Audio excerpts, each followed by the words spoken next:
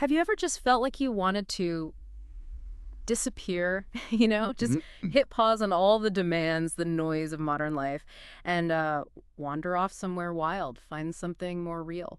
I think a lot of us feel that pull. And well, today we're diving into a story that really captures that exact urge. We are. This is The Deep Dive, and today we're exploring Arto Paasilinna's fantastic novel, The Year of the Hare.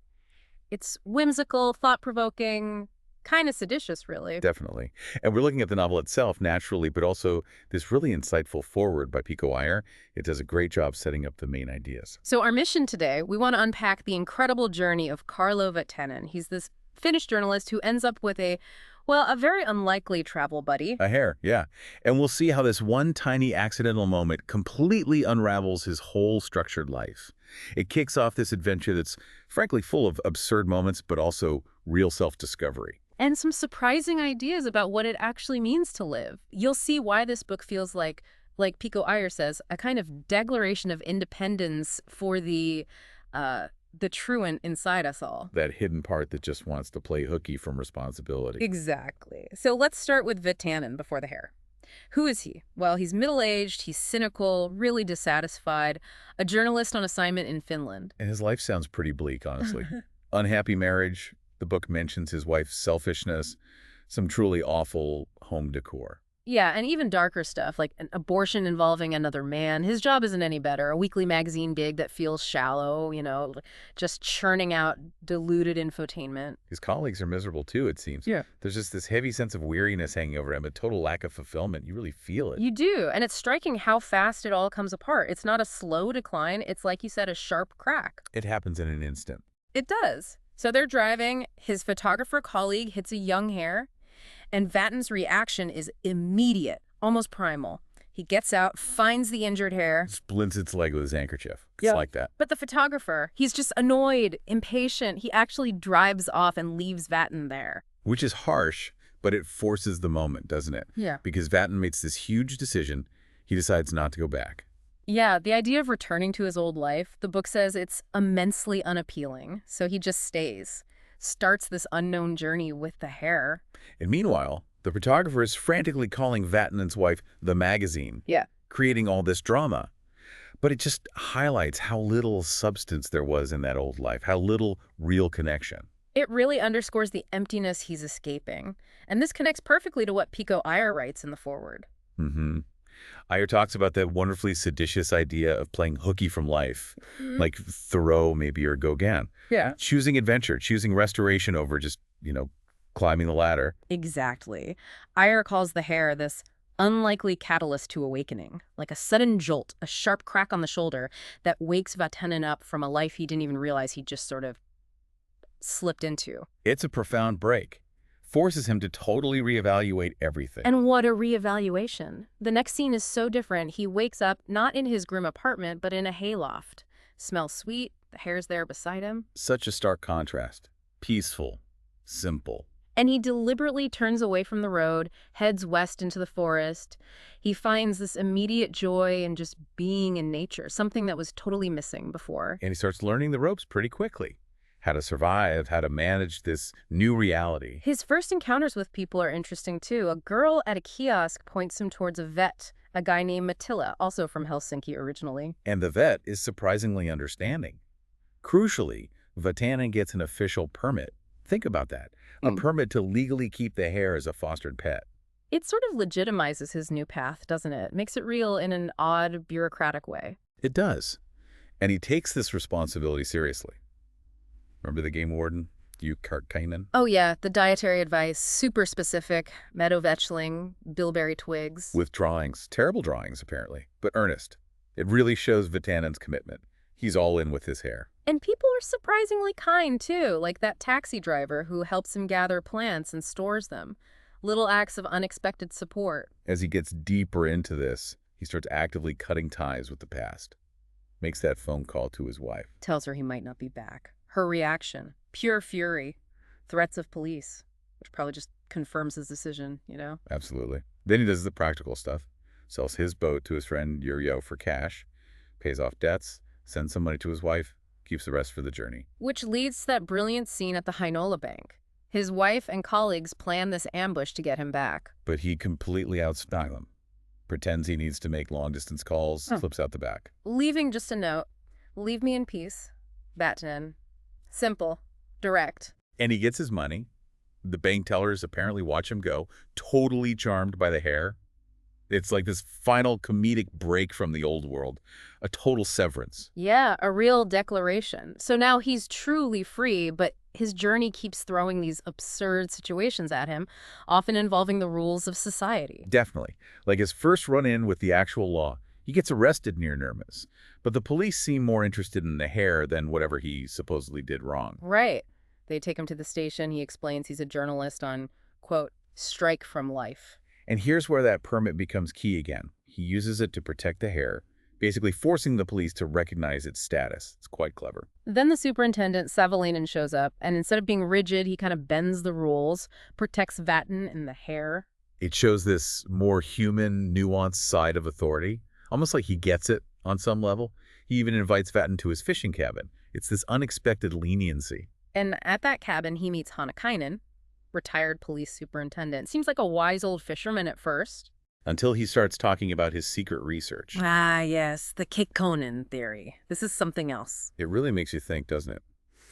Hannakainen's research, however strange, kind of pushes at our ideas of truth, authority, what we accept. So Hannakainen shares his disturbing conclusion. He believes that the old Kekkonen, Finland's president for ages, was actually replaced by an imposter around 1968 or 69. And he's very serious about it. Says publishing it would be unwise in the extreme. And he presents his evidence. Now, the book just lays it out. It doesn't take sides, and neither do we. But here's what Hannakainen claims. First, cranial mensurations. Right. Drawings comparing Kekkonen's skull shape in 45 and 72. He points out changes crown shape, jawline, and argues they couldn't happen naturally without injury or absence. Then there's a height chart. Claims Kekkonen suddenly got 2 centimeters taller around 1968, from 179 centimeters to 181 centimeters. And a weight chart, showing a consistent 10-pound increase after 68, from about 175 pounds average to 185. The level of detail is almost comical given the claim. It is. He's also compiled a vocabulary lexicon. Says Kekkonen's active vocabulary jumped by about 1,200 words after 68. And finally, an opinion and logic shift.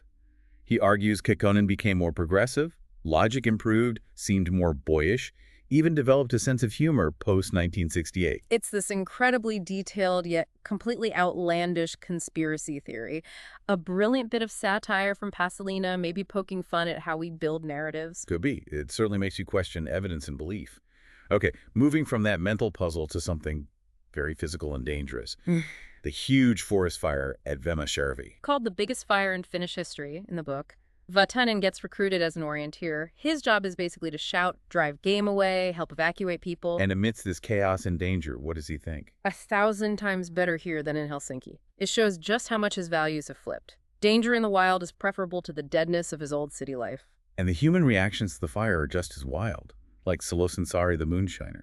Oh, he's devastated. Not about the fire, really, but because he lost his still, his priorities are unique. Then there's that incredible scene.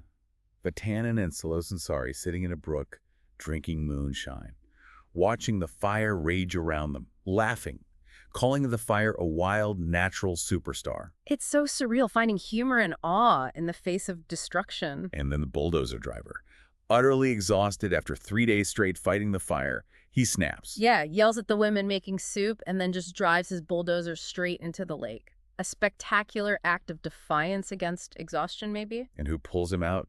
Vatanen. Gives him mouth to mouth. He's no longer just an observer. He's deeply involved, even in these extreme moments. His journey keeps pushing him into these caretaker roles, especially with animals. He becomes a cowherd for a bit.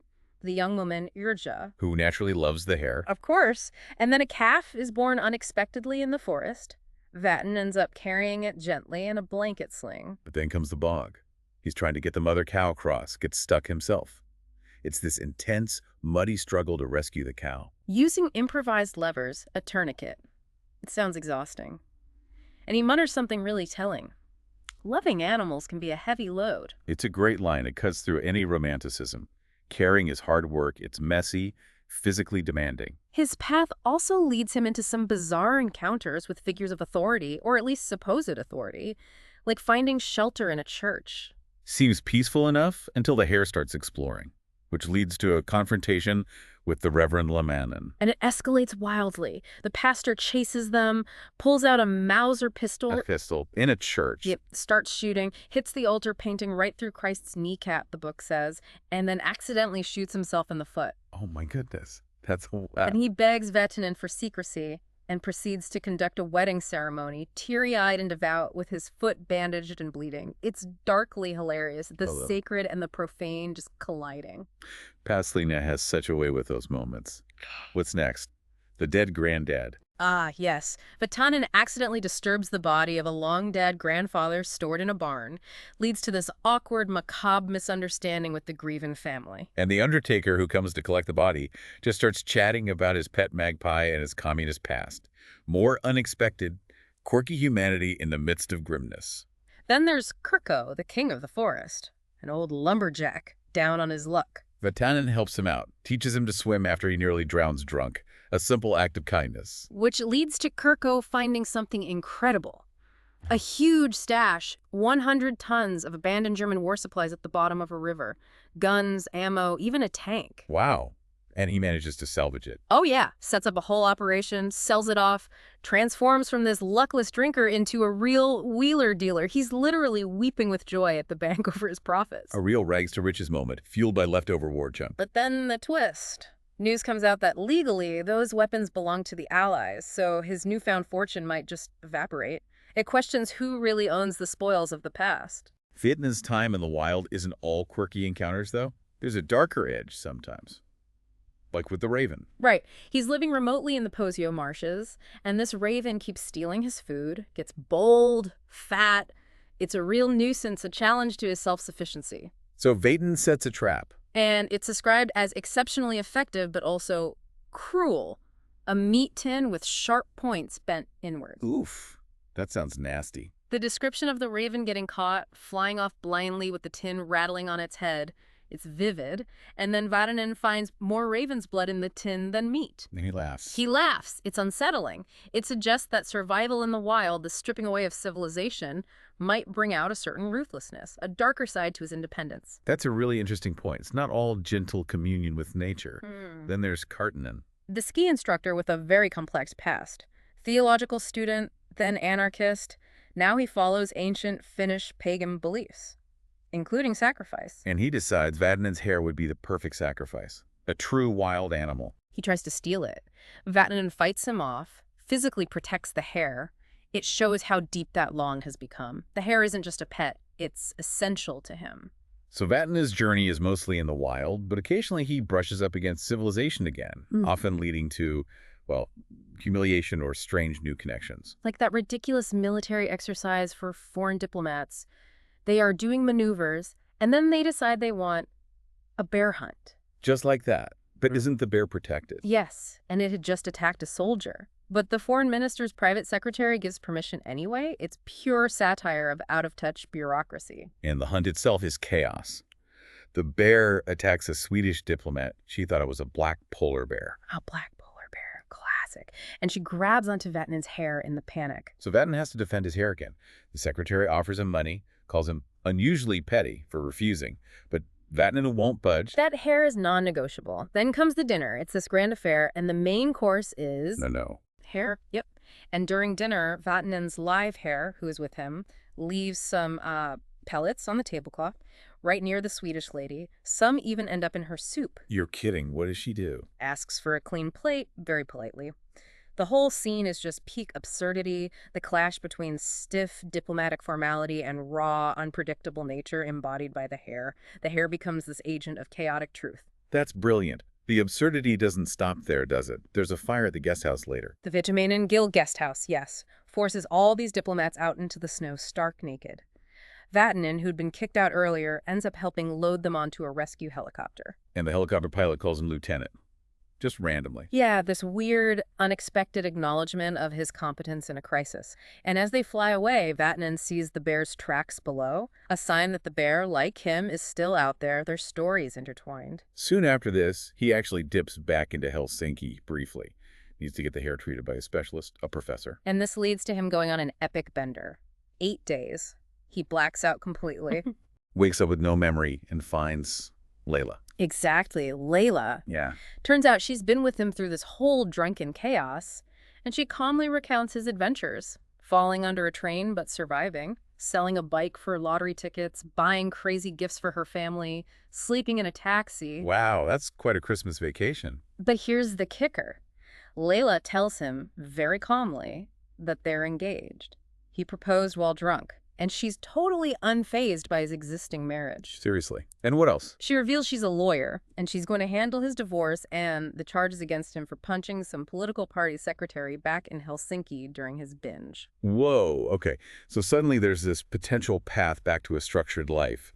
But with Layla, this very capable, pragmatic person. He tries it. They move to Cargelota, but it falls apart almost immediately. Drunken, rowdy neighbors. They steal his veranda railing for firewood and attack him. It's humiliating. Then they chase him with hounds. He's forced up a tree, the hare clinging to him for dear life. But he has this moment, right, Yeah. where he considers abandoning the Hare to save himself. He does. And feels instant shame. That's the breaking point. He realizes this civilized South, even with Layla, isn't for him. He tells her straight, I'm going back north. It doesn't suit me down south. It's definitive. He chooses the wild again. So he returns to Laakame Gorge, finds peace there again, working, living simply. Layla writes these passionate letters. But they just highlight the gap now. He's content in the north, increasingly disgusted by southern ways. But the wild isn't entirely peaceful. The bear comes back. It's not hibernating anymore. Starts raiding his cabin. It's real tension. And then the break-in. Yeah, the bear pushes the window in, eats his food, plays with ketchup, and then takes what the book calls an experimental bite out of Vatanen's stomach. Just like that. An experimental bite. That's how it's crazed. It snaps Vatanen into action. He looks at the hare, which is limping from the earlier encounters, and promises it, its time has come, meaning the bear's time. He's the protector now. This sets up the final act, doesn't it? The hunt. The ultimate hunt. It's this grueling chase across desolate Lapland, pushing both Vatanen and the hare to their absolute limits. The bear even leaves a kind of message, tearing up a road sign. A last act of defiance. Vatanen gets completely exhausted, realizes he's skied right off his maps. He's literally in uncharted territory now. But the hare is with him, silent. Never complains, the book notes, despite being exhausted too. That companionship is crucial. And the journey ends, or pauses perhaps, in this remote village where they find simple hospitality. Food, shelter, help dressing the bear wound. No questions asked, just quiet acceptance. A stark contrast to the judgmental world he left behind. So, after all that, what do we take away from Vatanen's year with the hare? Well, it was definitely a year of shedding expectations, wasn't it? Embracing the unpredictable, finding this deep, almost elemental connection with nature and with this one animal. Yeah, a journey filled with absurdity, pure and simple, but also real kindness, moments of genuine terror, and this constant renegotiation of what civilized even means. And like Pico Iyer suggested, Vatanen's story really does feel like that Declaration of Independence for anyone feeling crushed by modern life. It champions the idea that maybe true freedom isn't about having more, but about letting go. Letting go of the script. Exactly. And maybe expanding our idea of being well-informed beyond just news and jobs to include, the lessons of the wild, the resilience we find when we're pushed. So maybe a final thought for you listening. In our world, which is so full of information, demands constant planning, what might be your hare moment, that little nudge towards a path maybe less traveled? And what surprising things might you discover, not by rushing to the next goal, but just by choosing to be fully present right where you are, even if it's unexpected?